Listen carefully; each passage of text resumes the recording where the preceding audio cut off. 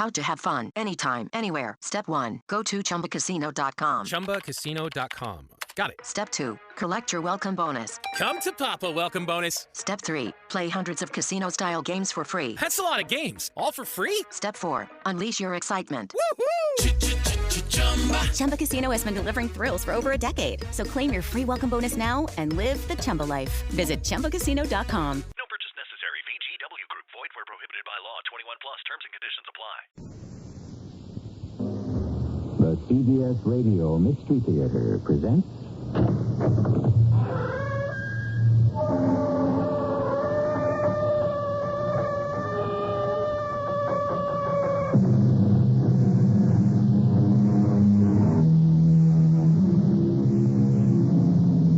Come in. Welcome. I'm E.G. Marshall. I have a detective friend who from time to time gives me the inside story, a behind-the-headlines report on how the high become mighty, how robbers become barons, and the grand larcenous. This tale of skullduggery I'm about to reveal to you has never been surpassed or even equaled in the annals of crime. But then they don't make crooks like Donald Harvey anymore. At least I hope not. Mr. Kellogg, will you please stop asking me questions? Mrs. Rusk, investigation is my job. There's no way around it. I don't care what your job is. Please, go away. How can I talk to the police when 2 days after my husband's been killed, I get a letter from him as if he was still alive?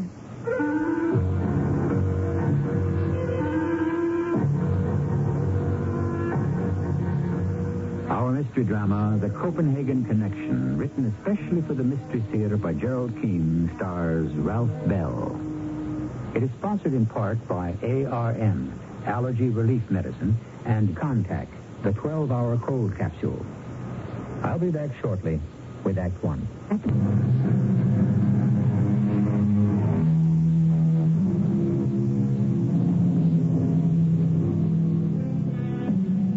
The time is today, or shall we say, quite recently. The place in the mountain ranges of California, 1,100 feet above the Mojave Desert. And the next voice to talk to us, that of Sam Kellogg of the California Patrol. This is where it began for me, October 10th. A small chartered airplane had struck the side of the San Bernardino Mountains bordering the California Mojave Desert. I got there as the bodies were being pulled from the wreckage. The impact of the crash and the flames leaving very little for identification. Did you say very little, Sam? Oh, I'd say less than nothing. 3 bodies are all we could find, but who could tell who they were? Any word on the plane, George, whose it was? Yeah, I got a message radioed through that it may have been a twin-engine fan jet chartered from Mexico City from a private company. Give me a hand over here, George, in back of these rocks. Yes, I thought I saw the sun shining on a piece of metal. Grab that end. Let's turn it over. Hey, what looks like a piece of the tail. Can you read it, Sam? Letters are sort of scorched. Is that an N? And an L. NL109. Yeah, that's a 9, or is it an 8? 109A. Get that onto the radio, George. Yeah, will do. 109A. Now, what do you think, Sam? Feel like guessing what happened? I hate guessing. Better wait and see what the FAA reads out of the flight instrument recorder. Yeah, you're the boss. George, send out that radio description, and then let's head back to town. There's nothing else we can do here right now.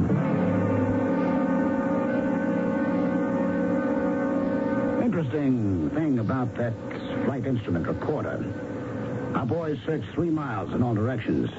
It never turned up. That was my first clue that something funny was going on. Then clues 2, 3, 4, and 5 came in mighty fast. Sam, I've got more on that plane crash. The guy who hired the plane was Donald Harvey. I wonder if it was the Donald Harvey, the one who's made a deal to sing to the Attorney General. Yeah, the king of the dope empire. He's not exactly the king, George. More like a prime minister. Hey, who heads up that big smuggling combine? It's a Dane they call the Viking. The whole Copenhagen Connection is his baby. A Viking? Yeah, I've never heard of him. Now, a few people have. The Viking stays out of sight. He's never even been photographed. How do they know Donald Harvey was on that plane? His brother identified the remains. Doesn't that beat all? Not even the FBI knew he had a brother. Anyone else identified? Yeah, the two others in the crash were, Juan Rodriguez, a pilot who worked for the Mexican Charter Air Company, and a man who's probably Harry Rusk, Harvey's assistant. It's not much to go on. We do know Harvey was a fugitive. He was indicted in Miami. He got his lawyers to try to cop a plea and has been on the run ever since. Well, that's not all, Sam. I just got a call from a man and his wife who live not 10 miles from where the plane hit. They swore they heard two sounds. One was an explosion in the air right over their heads, and then minutes later, they heard the plane smash into the mountain. Remember asking me yesterday, George, if I wanted to guess? Well, if I was to, I'd say it looks like somebody had a contract out on Harvey and scored a direct hit.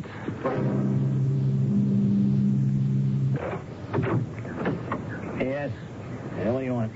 Sam Kellogg, California Patrol. I'd like to speak to Jerry Harvey, the brother of the gentleman who was on that plane. I'm Jerry Harvey, officer. Come on in. What can I do for you, Mr. Kellogg? Mr. Harvey, I understand it was you who identified your brother. Is that a fact? Yes, I did. Gruesome experience. If I'm not being too intrusive, I'd like to know how you identified your brother. I saw the bodies at the morgue, and they were so burned and disfigured that even the dental records were useless. Well, that's what I meant when I said gruesome. Naturally, I couldn't ask Linda, that's Mrs. Harvey, to make the identification, so I had to. You see, Mr. Kellogg, we did know Donald would be on that private charter flying up from Mexico City. A kind of, a secret visit, you understand, to see Mrs. Harvey. You said visit? Visit his own wife? Yes, they're estranged and not living together. Linda's staying with me here on the ranch. You mean she's here now? Yes, she is, but she's still very shook up about the accident. It's true they didn't get along, but when the man you married dies all of a sudden like that, well, that takes a lot out of you. How about answering my question, Mr. Harvey? You were able to identify your brother, Donald Harvey? Yes, there was one piece of clothing I was shown that made me fairly certain. What was that? Just a little piece of a tie. A necktie? Yeah. As I'd given it to Don for his birthday. Had it specially made for him. A tie with a red boat on it. I'd like to see that, if I may. Oh, well, I'm afraid you can't. Oh, why not? Well, after the body was released to me, out of deference to Linda and the family, I had Don cremated. The cause of the crash was as mysterious as ever. I took the next commercial flight out of L.A., touched down in Mexico City, and went to see the widow of the deceased pilot. She wasn't home. I waited.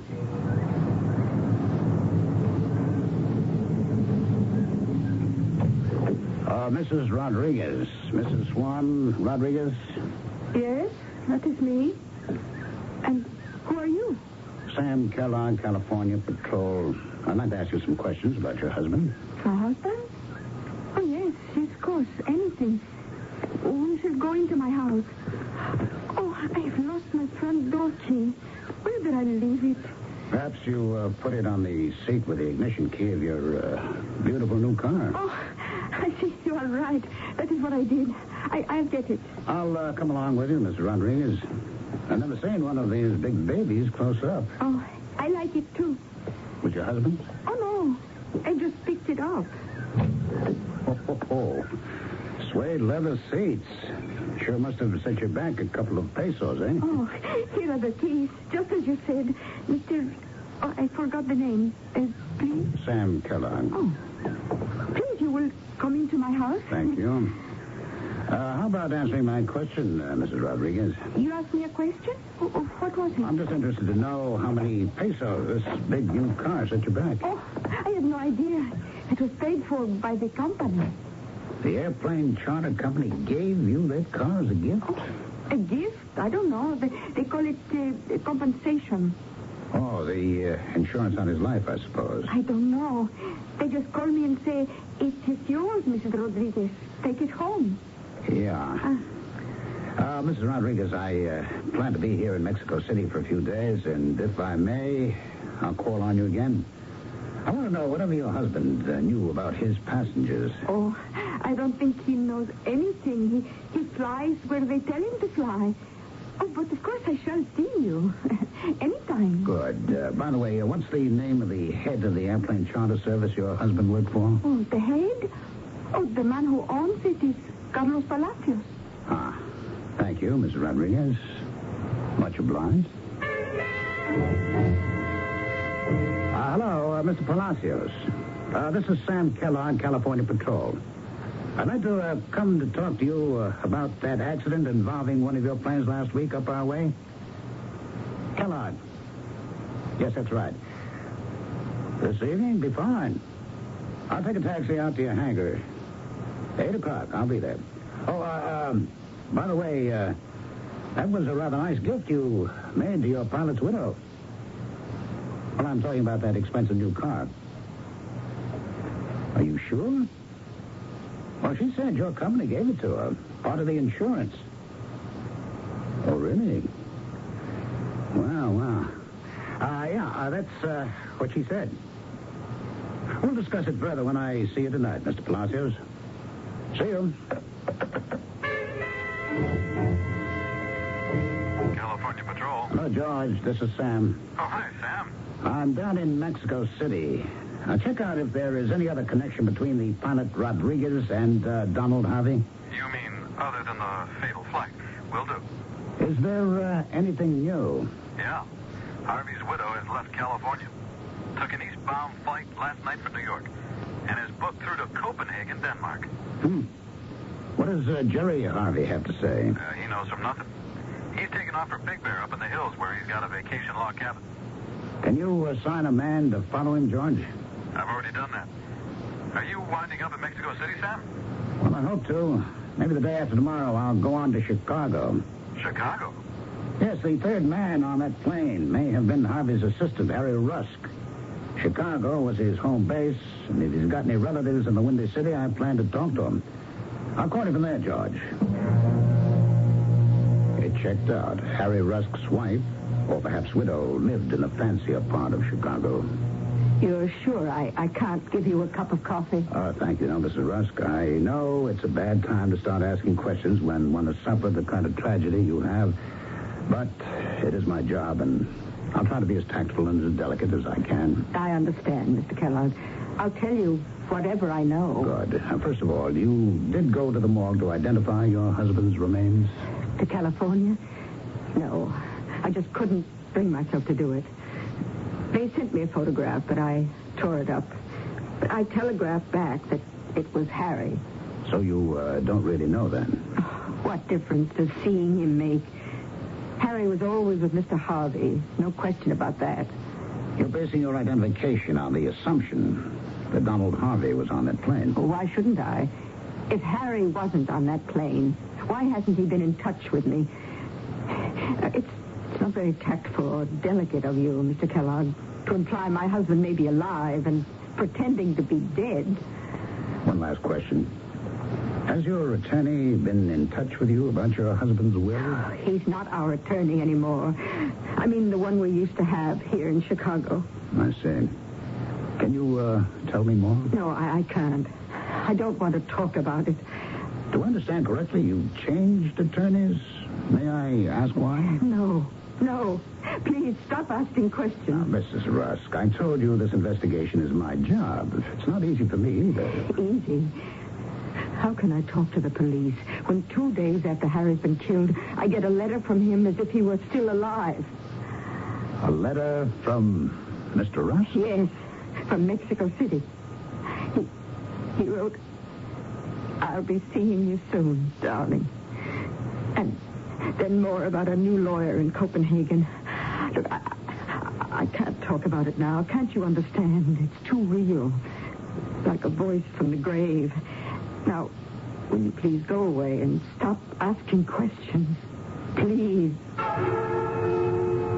Between Mexico City, the mountains of the Mojave Desert, and Copenhagen, there was a link. A lawyer there? Why? Mrs. Harvey on her way there? Again, why? Something was rotten in that state of Denmark, and my misgivings would not go away. My friend, the detective, tells me the great sleuths are great because they try never to overlook a single fact. The tiniest bit of fluff in a trouser cuff may hold a clue that sheds a light on a personal act that hides the motive that points a finger at the perpetrator of the crime.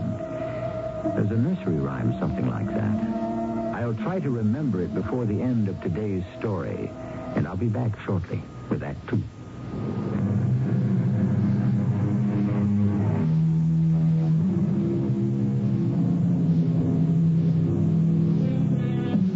Again with Act 2, the second of what may be an extraordinary series of acts to disguise a triple murder.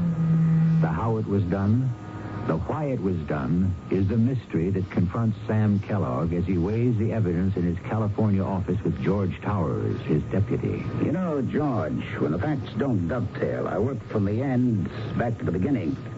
Take Donald Harvey. Tell me about him, George. Indicted in Miami, implicated in a multi-million-dollar cocaine traffic.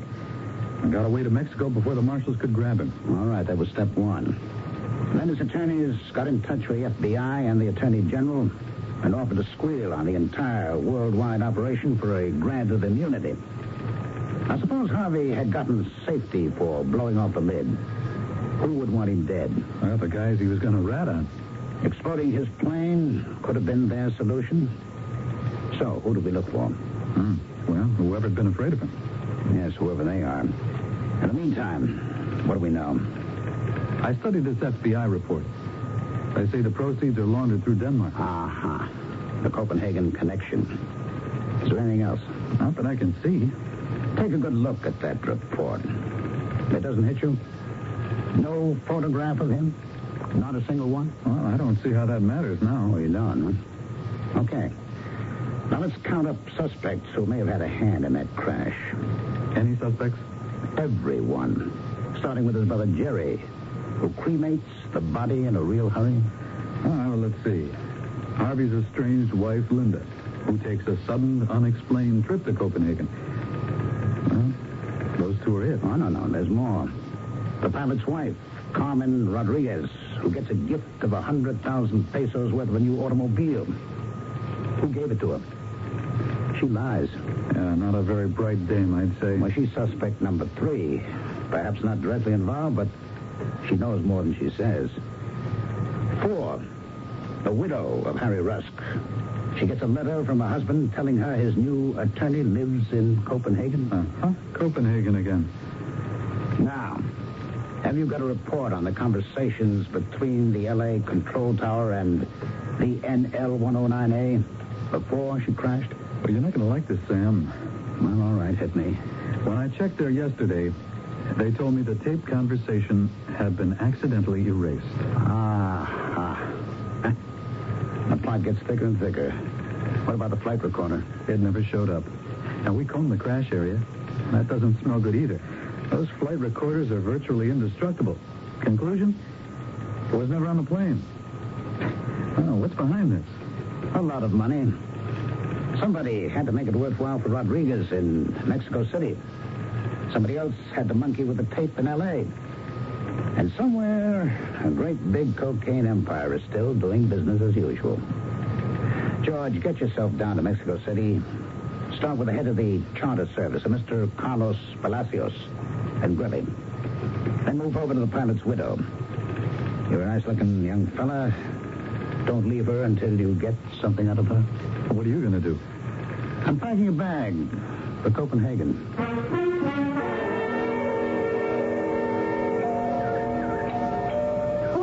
Why don't you open the door and see, honey? George! Oh, darling! What are you doing in Mexico City? Not out here, Carmen. You can hug me inside. Oh. I'm here on official business, baby. Oh, well, come in, you big fool.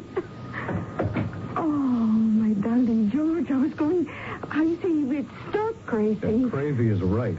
How could you be so dumb? What are you talking, George? My boss, Sam Kellogg, comes down here to interview you, and you drive up in a brand new car. Well, what is wrong? wrong? Look, let me finish. Then you tell him Palacios of the Charter Airways, who knows nothing from nothing, gave it to you as compensation for Juan's death. So? He could have? Oh, you fool. Don't you think Sam would check on your story? Why did you have to tell him that?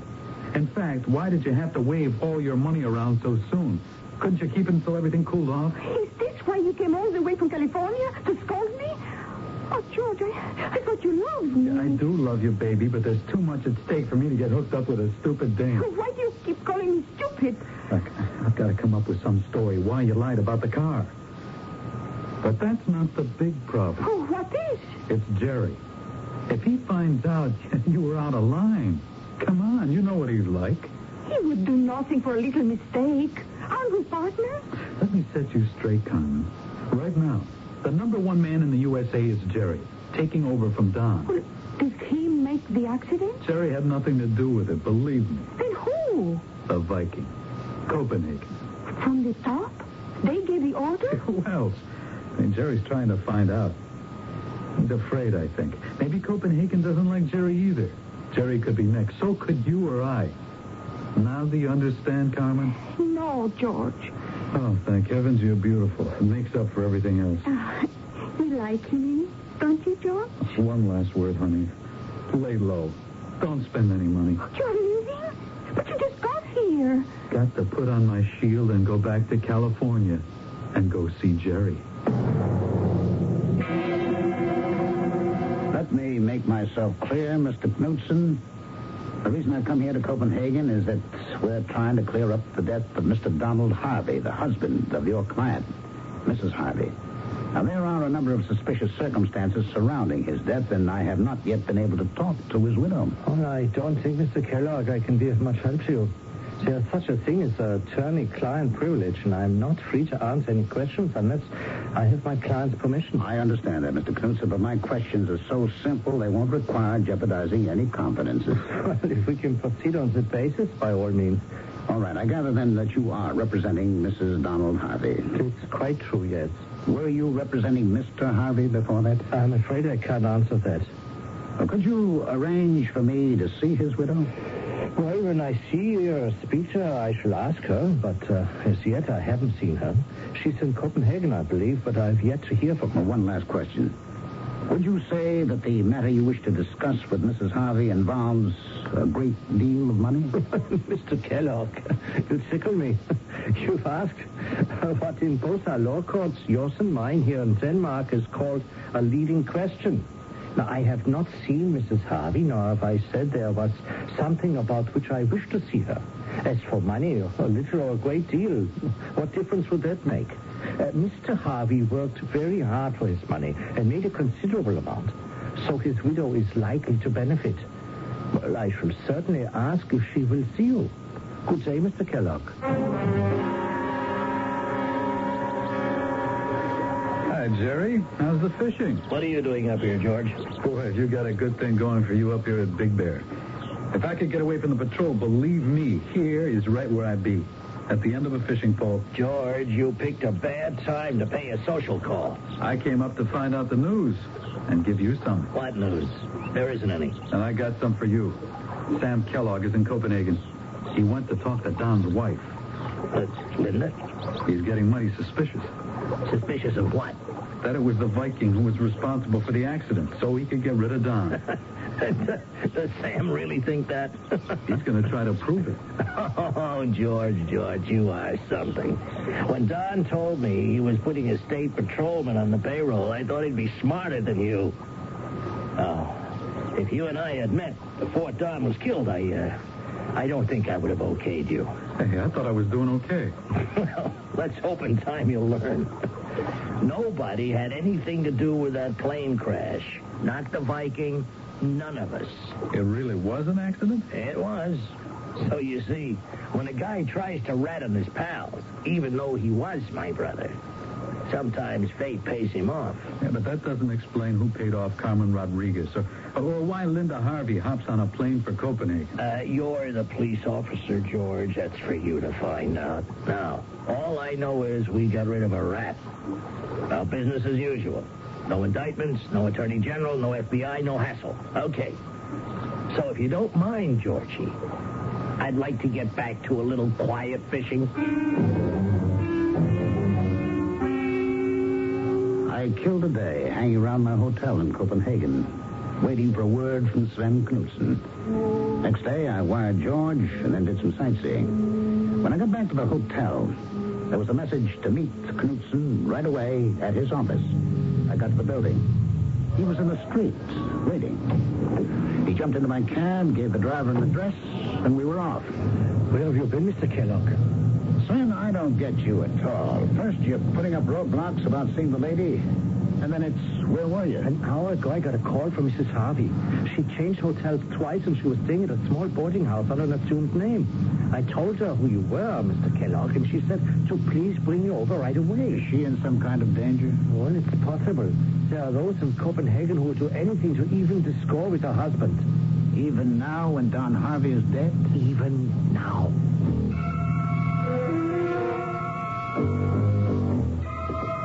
This is it. Room 313. Mrs. Harvey.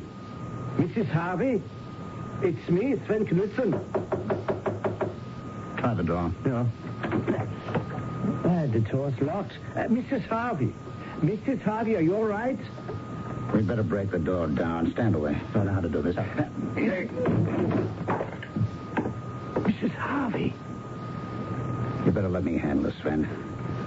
Call the Copenhagen police. Tell them that someone's been shot to death. More deaths, more problems, and the solution seems further away with every passing hour. So far, Sam Kellogg has kept us completely in the picture. We know everything that he does. So that if there are detectives among us, we could solve this mystery. In fact, we know more than Sam does. For we know his deputy George is not on the side of the law. I'll return shortly with Act 3.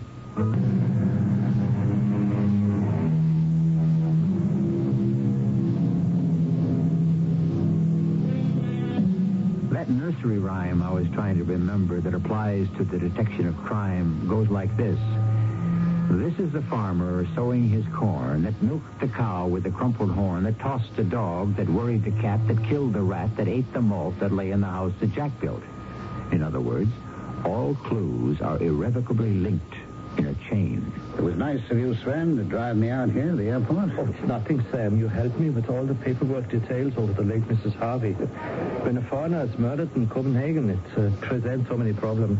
What stumps me is that the coroner reported she'd been dead 24 hours.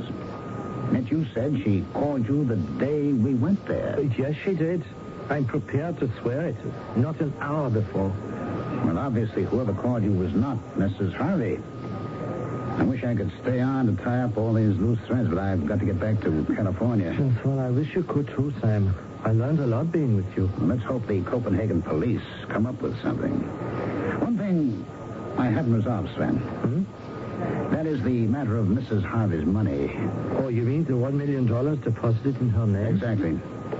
You have no idea why that money was put there? No, none whatsoever, Sam. I received my instruction from Mr. Harvey before he died, and I followed them. From where was it sent? Mexico City.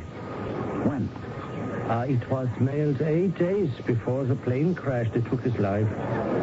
Then, what did you do, Sven? Well, Linda Harvey was still legally Mr. Harvey's wife. I telephoned her and told her to come over and claim the money. Well, why didn't you merely have it transferred to her account in California? It didn't occur to me, and she didn't mention it. That's hard to believe, Sven. Couldn't it have been because you were not certain it was clean money? I beg your pardon? No, never mind. You wouldn't tell me anyway. You will make sure that $1 million does not leave Copenhagen? It may very well belong to Uncle Sam. Oh, certainly. I'm only the trustee. Oh, by the way, do you have your plane ticket? Yes, I'm on the Intercontinental noon flight with a stopover in New York. Well, why don't you give me your ticket? I'll have it validated, and so you won't have to stand in line. All right. There you are. Good. And your passport? Yeah. Thanks. I'll be right back. You wait here. Sven, where are you going? What is it? What's the matter? Intercontinental's ticket counters around to your right. We walked past it. It's not that way. Oh, I know it is, but if I go through the operations door over there, I can have it taken care of in the office much faster. Boy, you really know your way around this airport. Well, I should. Before I became a lawyer, I used to pilot these 707s for Intercontinental. I'll be back in a few minutes. So Sven Knudsen used to be a pilot.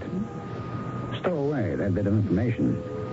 It was as automatic a reflex of me as blinking my eye. I knew I should follow that Danish lawyer, and I did. Through a door, up some stairs, and into a room filled with tickers and flight monitors.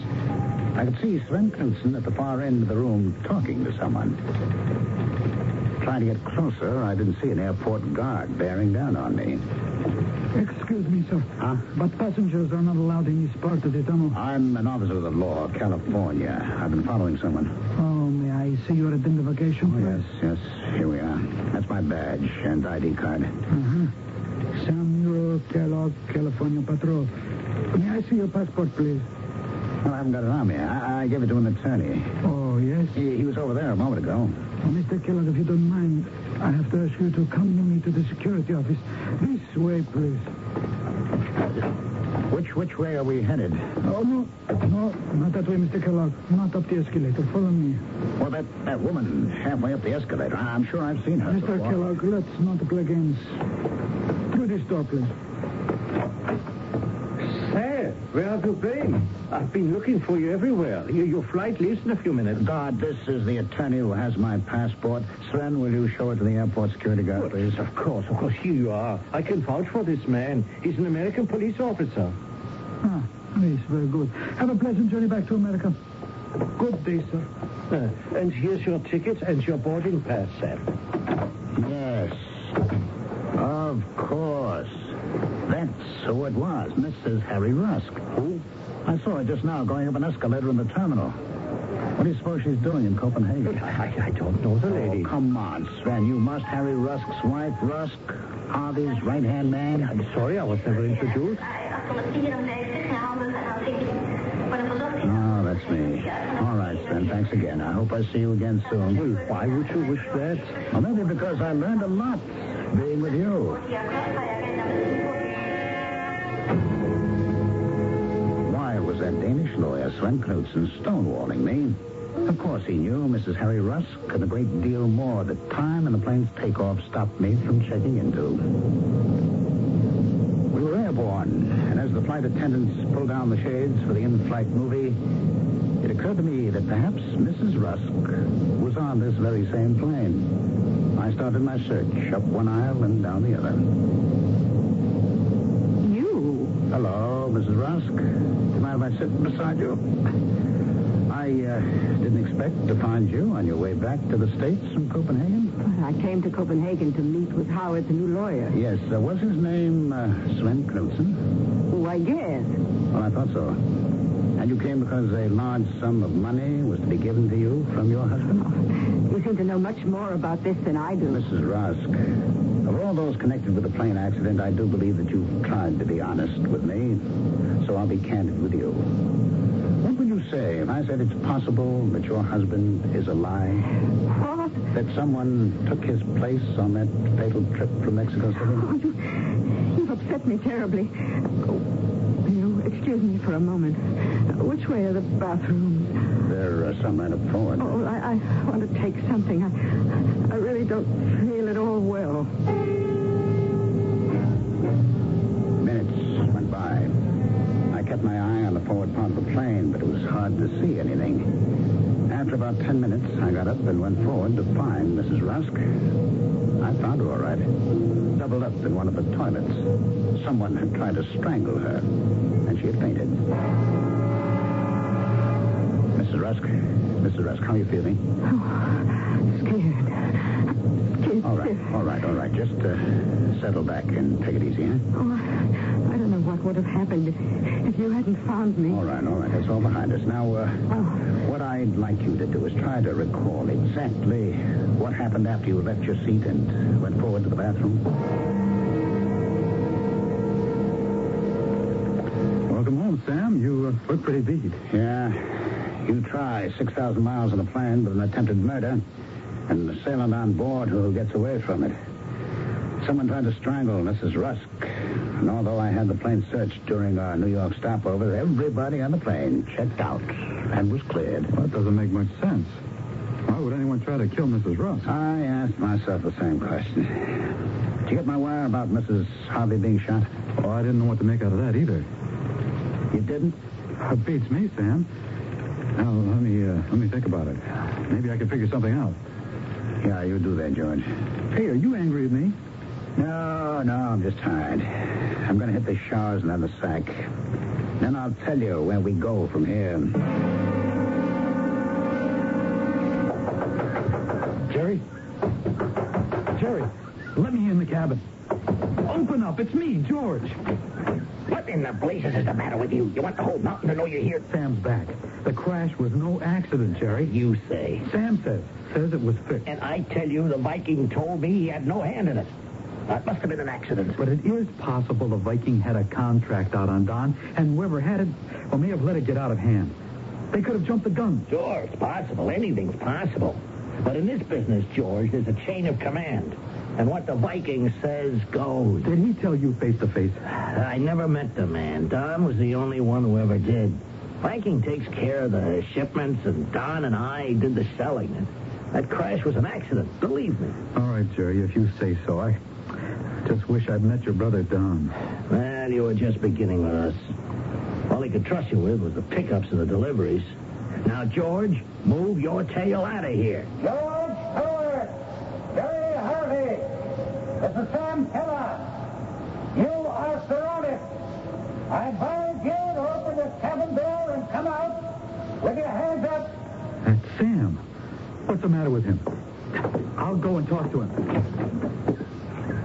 Hey, Sam! Everything's under control. It's me, George. I know it's you, George. Now, you just tell your friend Harvey to come out that door with you. But, Sam... Don't make me do anything hasty, George.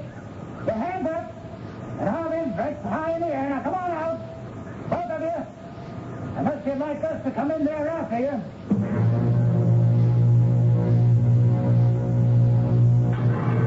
I'm sorry I had to put you both in the same cell, but we're a little crowded. Sam, what are you locking me up in here with Jerry Harvey for? Are you out of your mind? I have a right to see my lawyer. Oh, well, please, one at a time, gentlemen. No, George, I'm not out of my mind, but I admit I was a little slow in wising up whose side you were on. And Mr. Harvey, your lawyer will be here in a moment. He's in Copenhagen. No, I'm afraid he isn't. Guard, will you escort the gentleman with the briefcase to the cell block, please? Mr. Harvey, your lawyer is Mr. Sven Knudsen, isn't he? Yes, but how did I... He'll be here in just a moment. Sam, can you tell me one single thing I should be put behind bars for? All right. How about conspiracy, George, just for openers? Here we are. Mr. Knudsen, I'm glad you could join us. I believe you have a client in this cell. Guard, would you unlock the cell door, please? If you would be so good as to step inside. Thank you, sir. Gentlemen, this is going to be quite a session. I advise the three of you to make yourselves comfortable and listen. I should like it understood that I'm in your jail under protest, and as a Danish citizen, I demand to be released. Demand? You can demand all you like, Sven, but I think you'll not want to miss what I have to say. You see, there was once a man called Don Harvey. He knew that another gentleman, whom we shall call the Viking, had a contract out on him. So Harvey engineered that crash to make it look accidental. He got some poor slob to substitute on the plane for him, and with a timed bomb, also sent an innocent pilot and his own assistant to their death. As Mr. Knudsen will confirm, Donald Harvey did not die. Isn't that so, Sven? I have never met the gentleman. All right, then let me introduce you. The gentleman seated right next to you is Donald Harvey. He has no brother called Jerry. He never had. Jerry is Don Harvey? Oh, yes, George. But Don wasn't all bad. Were you, Don? He took care of people so they'd keep quiet, wouldn't question his death. He had money sent to the pilot's widow, to his own ex-wife, to his assistant's wife. Sizable sums. But you had other ideas, didn't you, Sven? Why hand all that money over to those women? Perhaps a little double cross? You are holding me in an American prison under protest. He has no jurisdiction over a Danish citizen. Oh, but I do. For crimes committed against an American citizen. I think we can prove that you shot and killed Mrs. Harvey in Copenhagen and attempted to strangle Mrs. Rusk on an intercontinental flight in midair. I was not on that flight. Have you forgotten, Sven? You most certainly were. As a former pilot, all you had to do was ask your old buddies, could you fly with them in the cockpit? And naturally, when we came into New York, they were reluctant to tell the authorities of your little joyride. It's against regulations, isn't it? It's pure speculation, Mr. Kellogg. I demand to see the Danish ambassador. And so you shall, sir. The ambassador has been notified that we have apprehended a man both our countries have long been looking for. The mastermind of the Copenhagen Connection. Donald, George, may I introduce you to Mr. Sven Knudsen, otherwise known as the Viking.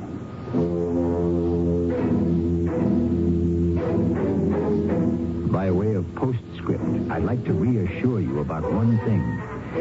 Should you run into any person with a similar name to the characters just portrayed on Mystery Theater, don't be alarmed. Their real names I have kept secret. So you can shake hands with any Sven Knudsen or Don Harvey or George Towers without any hesitation. They are all quite innocent.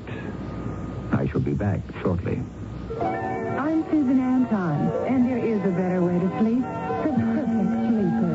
It's a good feeling to sleep the night away on a perfect sleeper. Faster to be a perfect sleeper. By a perfect sleeper, faster firmness that feels good.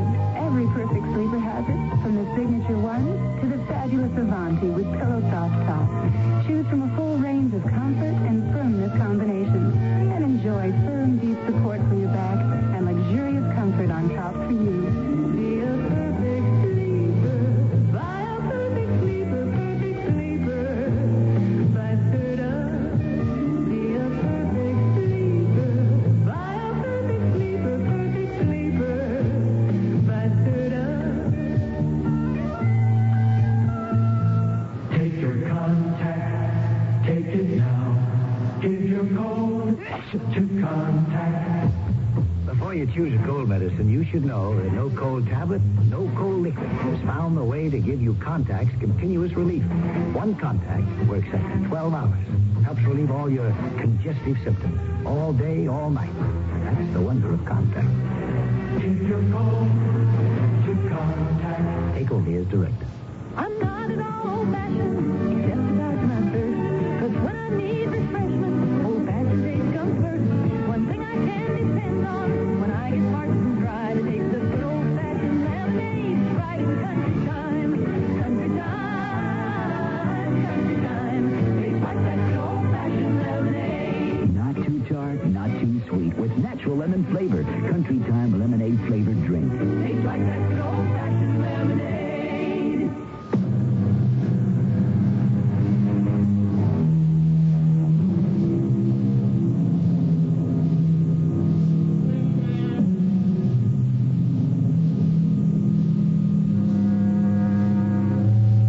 Napoleon, 150 years ago, warned us against the conspiracy of criminals when he said, the contagion of crime is like that of the plague. Criminals collected together corrupt each other. They are worse than ever when at the end of their punishment they return to society. A few words, I say, to the wise.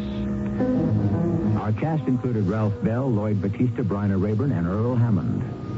The entire production was under the direction of Hyman Brown. Radio Mystery Theater was sponsored in part by Contact, the 12-hour cold capsule, and ARM, Allergy Relief Medicine. This is E.G. Marshall inviting you to return to our Mystery Theater for another adventure in the macabre. Until next time, pleasant dreams.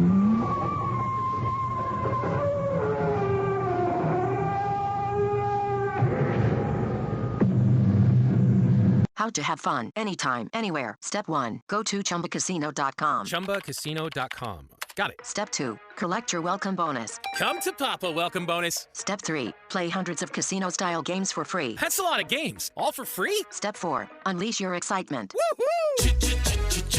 Chumba Casino has been delivering thrills for over a decade. So claim your free welcome bonus now and live the Chumba life. Visit chumbacasino.com.